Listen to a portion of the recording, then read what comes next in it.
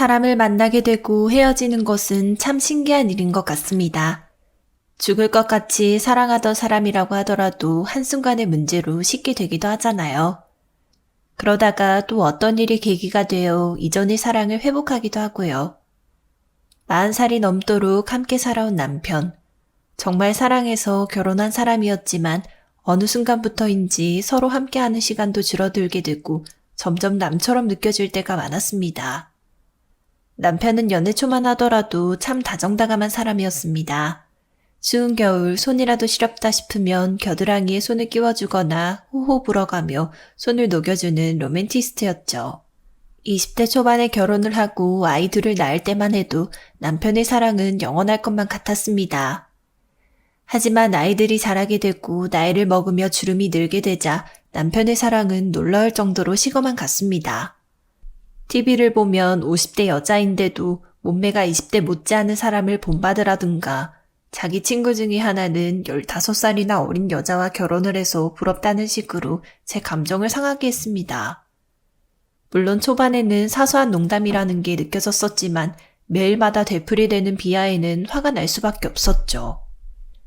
저보다 이쁜 여자들, 몸매 좋은 여자들, 어린 여자들, 여자란 여자는 죄다 끄집어내가며 비교질을 해대는 통에 주름이 더 늘어만 가는 기분이었습니다. 참다 더는 안 되겠다 싶어서 화를 냈습니다. 그렇게 꼴 보기 싫으면 이혼해. 이혼하면 되겠네. 애들도 이제 다 자랐겠다. 뭐가 문제야? 당신 이혼하고 이쁜 여자들이랑 재혼하라고. 농담 한마디 한 것 가지고 반응이 왜 이래? 사람 잡아먹으려고 들어 왜? 나도 사람이야 사람. 하루 이틀도 아니고 자꾸 비교를 하는데 기분이 좋겠어? 농담이라고 그랬지? 나도 농담으로 당신보다 잘생기고 잘난 사람들하고 비교해줄까? 알았으니까 진정 좀 하자. 참 왜 나이 먹을수록 사람이 표독스러워져? 늙어 죽을 때까지 볼 사람이 이래서야 나도 참 걱정이다. 늙어 죽을 때까지 꼴 보기 싫은 여편네랑 평생 살 마음은 그래도 있나 보네? 왜 아니겠어. 나도 당신한테 사실 안 좋은 소리하고 비교하기 싫어. 근데 당신 살찌면 건강에 해롭다고 생각돼서 그러는 거지. 농담 빌미로 당신한테 상처 줘서 미안. 당신도 건강관리 잘해야 해. 매일 술, 담배 하니까 간이며 폐며 정상인 게 없잖아. 피부톤도 그렇게 거뭇거뭇해가지고. 지금 잔소리 시작한 거야? 나도 또 잔소리 부릉부릉 시동 걸어? 남편은 사실 자신감이 많이 결여된 사람이었습니다. 고위 공무원이었던 아버지가 제게는 아주버님인 남편의 형만 편애를 했었기 때문이었죠. 차남으로서 항상 공부도 운동도 잘하던 형과 비교당하면서 자라다 보니 자학이라든가 비교질이 아예 습관이었어요. 회사에서 또 마니또인지 뭔지 짜증나게 하네. 우리 회사는 뭐 이렇게 자꾸 귀찮은 일을 만들어대나 몰라. 당신 회사는 이런 거 없지 않아? 없기는 한데 그런 거 하면 재미있겠다. 학창시절도 새록새록 생각나고 좋은 거 같은데? 사비 털어서 간식 사주기, 이상형 물어봐주기. 뭐 이런 거 하라는데 뭘 어떻게 하라는 건지. 이런 건 상대가 100% 눈치채는 거잖아. 머리를 써서 해야지. 사비 털어서 간식 사줄 때 동료들 다 사준다든가 그런 식으로. 그렇게 해도 어차피 들킬 것 같은데? 뭐 그렇게 자신감이 넘쳐. 퀴즈 풀거나 추리 같은 건 영 젬병인 사람이? 그런 거랑은 또 다르지. 이런 건 딱 꾸리꾸리한 감이 온다 이거야. 난 누가 내 마니또 해줄지 벌써 다 예상하고 있거든. 난 그거 틀렸다에 한 표. 그보다 말이나 해봐. 요즘 또 뭐가 문제길래 잔뜩 심통이 나 있어? 나야 뭐 인생에 문제 있을 게 뭐겠어. 이대로 그냥 월급쟁이 생활하다가 당신이랑 늙어 죽는 게 단데 뭐. 당신 그래도 행복한 줄 알아. 요즘 세상에 나처럼 맞벌이 하면서 요리며 설거지며 혼자 다 하는 사람이 흔한 줄 알아? 내가 마누라 잘 만나기는 했지. 남편이 한번 입을 다물면 절대 얘기를 하지 않는다는 걸 알고 있었던 저. 마니또 때문일까요?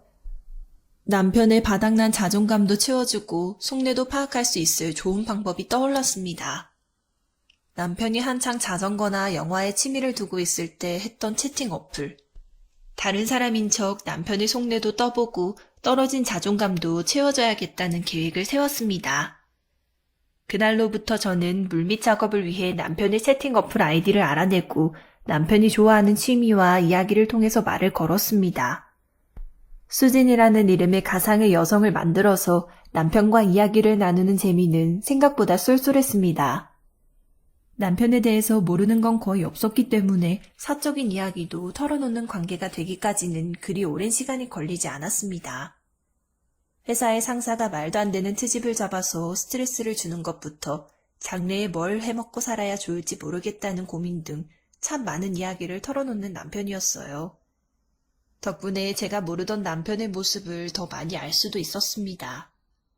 농담과 비교질로 무장해서 자신의 약한 면을 보이지 않던 남편에게는 사실 여린 면도 있고 로맨티스트적인 면도 있다는 걸 이미 알고 있기는 했죠.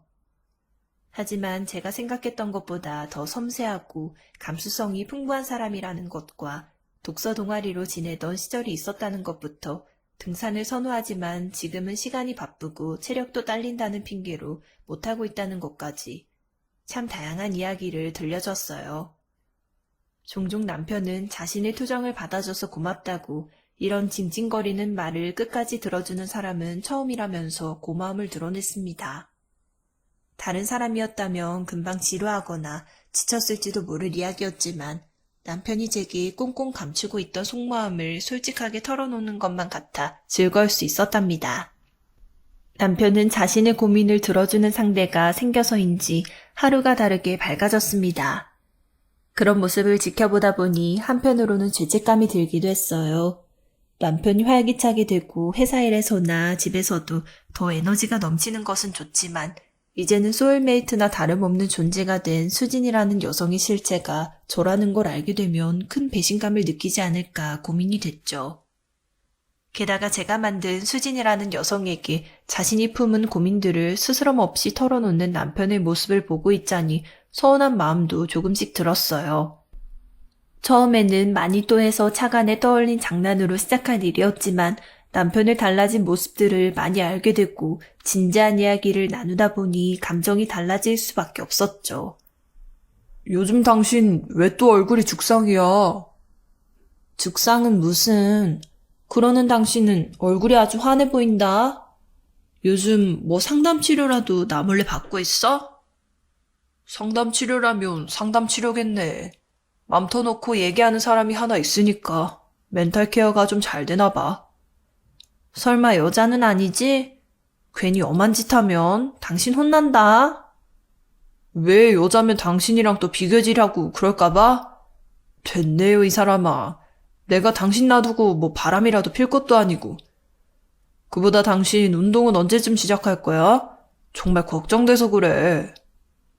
내가 알아서 한다고 했잖아. 자꾸 그렇게 압박 주고 여자들이랑 비교하니까 운동이 운자만 들어도 화가 날 지경이다. 뭔 또 화까지 날 정도야. 알았으니까 기분 풀어.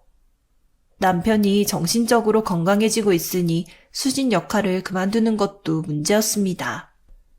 전보다 더 남편에 대해 이해하게 됐고 더 많이 알게 됐음에도 마음의 시름은 깊어갔죠. 장난으로 시작한 일이 이렇게까지 심각해졌을까 싶어 심란하면서도 또 남편과 즐겁게 대화를 나누는 시간만큼은 즐거워 도저히 관둘 수가 없었어요. 그런 저의 고민을 덜어준 것은 의외로 남편이었습니다. 아내 때문에 고민이라는 말을 끝으로 더는 수진 역할을 하고 있던 제게 답장을 하지 않았거든요. 무슨 일이냐고 물어보고 답변을 요청했음에도 묵묵부답이었습니다.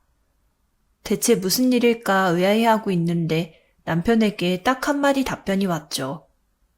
이제 연락을 그만하라며 자신에게 사랑하는 여자가 생겼다는 답변이었습니다. 대체 무슨 말인가 물어봤지만 남편은 아예 채팅 어플을 탈퇴해버렸죠. 그러고 새롭게 생긴 취미가 있었으니 등산복을 입고 등산을 가는 취미였습니다. 저는 그런 남편을 따라서 새벽이나 퇴근 이후를 줄기차게 따라다녔습니다. 회사 아니면 집 말고는 달리 활동을 한다거나 누굴 만나지도 않는 남편이었으니 사랑하는 여자가 생겼다면 분명 등산 때가 그 여자를 보는 시기일 거라 생각했기 때문이었죠. 의아한 것은 남편의 태도였습니다. 바람을 피우는 사람이라면 분명히 여자를 만나고 싶어서라도 절 억지로 떼어놓으려고 할 텐데 등산을 따라가겠다고 우기는데도 선선히 그러라고 하는 태도를 보였거든요. 만약 남편이 채팅 어플을 지우지 않았다고 한다면 어떻게든 수진이인 척 정보라도 얻어봤을 텐데 그럴 수도 없었으니 대체 무슨 일인가 궁금증에 미칠 것 같았습니다. 물론 등산을 하고 나니 몸이 건강해지고 있기는 했고 남편과 함께 시간을 보낸다는 점은 좋았지만요. 당신한테 물어보고 싶은 게 있는데 혹시 회사랑 집 말고 또 어디 활동 같은 거 하는 거 없어? 정시 출근, 정시 퇴근. 그 사이클로 10년 넘게 회사 잘 다니고 있는 사람한테 무슨 소리야? 화 안 낼 테니까 감추고 있는 거 있으면 솔직하게 말해봐. 비상금 숨겨놨다고 해도 봐줄게. 응? 난 뭐 당신한테 늘 솔직하고 투명한 사람이지. 솔직하게 말하니까 나도 그럼 물어보자. 당신은 나한테 뭐 감추고 있는 거 없어? 내가 감출 게 뭐가 있겠어. 나도 회사 아니면 집이 전부인 사람인데. 나는 당신이 뭐 나한테 감추는 거 있어서 등산 따라 나온 줄 알았거든. 당신이 아니라면 됐어. 둘 다 서로한테 떳떳한 걸로. 그 상담 잘 들어준다는 분이랑은 요즘 어떻게 지내? 아, 내 멘탈 케어 해준다던 사람? 좋긴 한데 이제는 필요 없을 것 같아. 아무리 친해져봤자 랜선으로 보는 타인인데 뭐. 안 통하는 구석이 있더라도 현실에서 만나는 사람이 더 낫지 않겠어? 남편의 의미심장한 말을 들으니 100% 바람을 피고 있다는 확신이 들었습니다. 제가 하루라도 등산을 빼먹는다면 사랑하게 됐다는 여자를 몰래 만날 것이라 생각했죠. 하지만 남편은 놀랍게도 조금도 바람의 흔적을 남기지 않았습니다. 이쯤 되자 남편에게 생겼다는 사랑하는 사람이 어쩌면 상간녀 같은 게 아니라 늦은 나이에 찾아온 짝사랑 같은 게 아닐까 의심이 들었어요. 남편에 대한 서운함이나 배신감이 있기는 했지만 대체 어떤 여자이길래 자신을 속속들이 알아주고 이해해주던 수진까지 팽개칠까 호기심이 더 컸습니다. 저는 남편이 휴가를 받았을 때 출장을 간다 거짓말을 하고 나를 잡아 몰래 남편을 따라가 보기로 마음 먹었습니다. 그리고 남편의 휴일 집을 나섰던 저는 집 앞에서 남편이 나오길 기다렸습니다. 아니나 다를까 남편은 차를 몰고 어디론가 이동을 하기 시작했죠. 남편을 따라가며 차를 몰았는데 어째 점점 낯이 익으면서도 군데군데 변해 낯선 공간이 보이더군요. 남편이 꽃다발을 사서 어떤 카페에 들어가고서야 어디에 왔는지를 알 수 있었습니다. 저와 남편이 처음으로 소개팅을 했던 장소였거든요. 남편을 뒤따라 들어간 저는 대체 어떤 여자가 나타날 것인가, 남편이 누굴 만나기는 하는 것인가 궁금해하면서도 괴로운 마음이었습니다. 추억의 장소에서 다른 누군가와 사랑이 담긴 말을 주고받는다니 상상만으로도 심장이 벌렁거리고 속이 부글거리는 느낌이었어요. 그런데 남편은 꽃을 만지작거리더니 제가 숨어 몰래 지켜보는 장소로 성큼성큼 걸어오기 시작했습니다. 그리고 편지와 함께 꽃다발을 내밀었어요. 놀라 굳어있는 제게 남편은 편지를 읽어보라며 조용히 웃을 뿐이었죠. 편지를 본 저는 그간 남편이 보였던 이상한 행동의 의미를 알 수 있었습니다. 제가 수진이라는 여자의 역할을 하며 남편에게 접근한 지 얼마 되지 않아서 남편은 이미 제가 수진이라는 것을 눈치채고 있었다더군요. 문자를 주고받을 때의 방식, 우선 상대의 말을 들어준 다음 조심스럽게 위로를 건네는 말투까지도 너무나 저와 흡사했다면서요. 저는 남편이 모른다고 생각했었지만 남편은 모든 것을 알면서 저와의 대화를 즐겼었던 것이죠. 평소라면 부끄러워서 못했을 회사에서의 힘든 일부터 모두 쏟아내고 털어놓다 보니 문득 자신이 정말로 저를 좋아한다는 걸 깨달았다던 남편. 그리고 채팅 어플에서 사랑하는 사람이 생겼다는 말만을 남겨놓고 등산을 매일같이 나가며 제가 솔직하게 털어놓기만을 기다렸다고 했습니다. 이런 내용이 담긴 편지를 보자 놀랍기도 하고 뒤통수가 얼얼하기도 한 것이 뭐라 말하기 어려운 복잡한 감정이 들더라고요.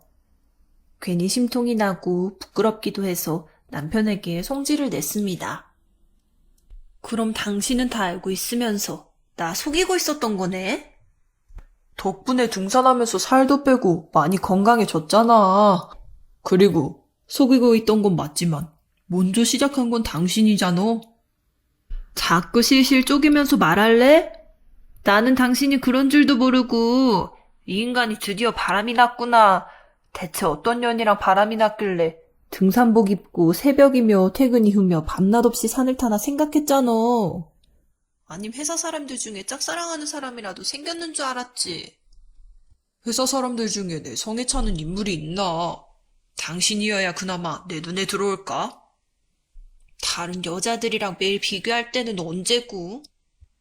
젊을 적엔 당신 건강도 신경 쓰고 잔병 치레도 거의 없었잖아. 근데 나보다 당신이 먼저 죽지는 않을까 걱정될 정도로 살찌고 건강도 안 좋아지니까 자극 주려고 그런 거지. 자극되기는커녕 오히려 역효과였던 건 알지?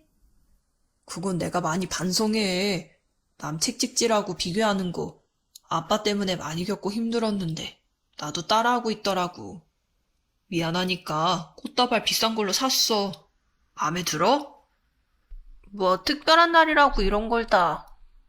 우리 20주년 기념일이잖아. 괜히 튕기지 말고 줄 때 받아. 수진 씨 말고 당신한테 주는 거니까. 남편은 꽃다발을 주면서 민망한 듯 사랑한다는 말을 작게 내뱉었습니다. 결국 저는 시작부터 끝까지 남편의 손에 노란한 셈이었지만 기분이 나쁘지는 않았습니다.